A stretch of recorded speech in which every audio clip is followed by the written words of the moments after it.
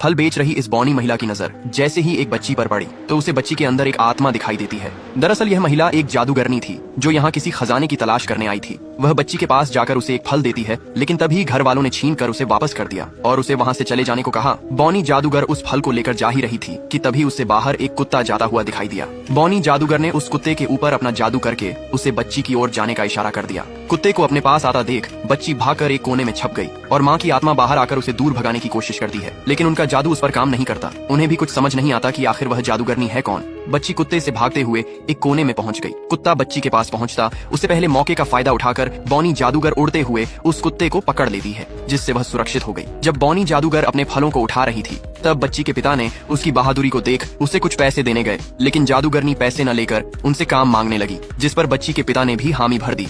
मगर परिवार वालों को घर में आ रही इस नई मुसीबत का कोई अंदाजा नहीं था। जब रात में बच्ची अपनी माँ के पास लेटी हुई थी तब माँ की आत्मा ने उसे बताया कि अब वह ज्यादा दिन उसके शरीर में नहीं रह सकती, इसलिए उन्हें अब तस्वीर में जाना होगा। यह कहकर वह तस्वीर के अंदर चली गई, जिसे छिपकर बौनी जादूगर सब कुछ सुन लेती है। अगले दिन जब जादूगरनी बच्ची को दूध देने आई तो बच्ची उसे अपनी माँ की मदद से एक मैजिक करके दिखाती है और जादूगरनी के पूछने पर बच्ची ने बताया कि उसने यह मैजिक अपनी माँ से सीखी है। अब जादूगरनी को अपना मकसद पूरा करने के लिए पहले उसकी माँ को रास्ते में आने से रोकाना था, इसलिए जादूगरनी ने कुछ गोलियों की मदद से उसकी माँ की तस्वीर पर एक हार बना दिया जो काफी खूबसूरत लग रहा था। लेकिन जादूगरनी का असली मकसद तो उसकी माँ को तस्वीर में कैद करना था। माँ को भी उसके किसी खतरे का अंदाजा नहीं हुआ। जब दोनों एक साथ खेल रहे थे कि तभी दोनों के छीना झपट्टी में जादूगरनी के हाथ से एक अंगूठी गिर गई, जिससे उसका असली चेहरा उसकी माँ को दिखने लगा, जो अब तस्वीर में कैद हो चुकी थी। तस्वीर में कैद हो जाने की वजह से अब लड़की को अपनी माँ की आवाज नहीं सुनाई देती थी और वह बौनी जादूगर के साथ रहने लगी। अगले दिन जब लड़की अपने बालों को निखार रही थी कि तभी वहाँ बौनी जादूगर भी आ गई, जो लड़की को अकेला देख उस पर जादू करके उसे बेहोश कर देती है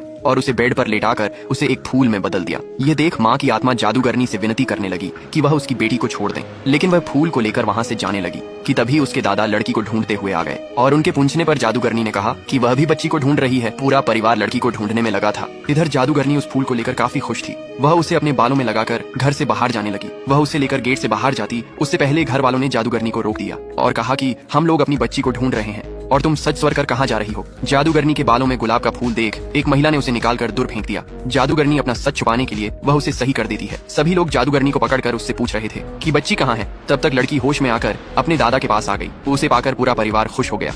बच्ची को चुराने आई इस जादूगरनी को जब तांत्रिक महिला ने एक फूल में कैद कर दिया था तो उसे बच्ची अपनी माँ की तस्वीर के पास रखकर खेलने चली गई कि तभी अचानक जादूगरनी को बचाने वहाँ एक गिरगिट आ जाता है, जो उस फूल को अपने मुंह में दबाकर वहाँ से उड़ गया। उसके आजाद होते ही तांत्रिक महिला को फिर से किसी खतरे का अंदाजा होने लगा। इधर वह गिरगिट उस फूल को लेकर कुछ अघोरियों के पास जा पहुंचा। जादूगरनी उनसे कहकर खुद को जल्द से जल्द आजाद कराने को बोली। तब अघोरियों ने अपने इष्ट देव की पूजा करके उस जादूगरनी को फूल से आजाद करा दिया। आजाद होते ही जादूगरनी फिर से वहाँ आती है, जहां उसने अपने गिरगिट को अंदर भेजकर सोने जा रहे इस पति पत्नी को फ्रिज कर दिया। ये देख तस्वीर में कैद उसकी मरी हुई पत्नी की आत्मा कुछ नहीं कर पाती। वह घर में रह रहे सभी को एक एक करके फ्रीज कर देती है। उसके बाद जादूगरनी घर के अंदर आकर अपने जादू से तस्वीर के नीचे छुपे रहस्यमयी दरवाजे को खोलकर अंदर चली गई, जहाँ देवी माँ के मूर्ति के नीचे रखे काल चक्र को देख वह काफी खुश हो रही थी। उसने जैसे ही काल चक्र को चुराने की कोशिश की, लेकिन तभी देवी माँ के चमत्कार से वह बाहर जा गिरी और घर में मौजूद सभी लोग सही हो गए।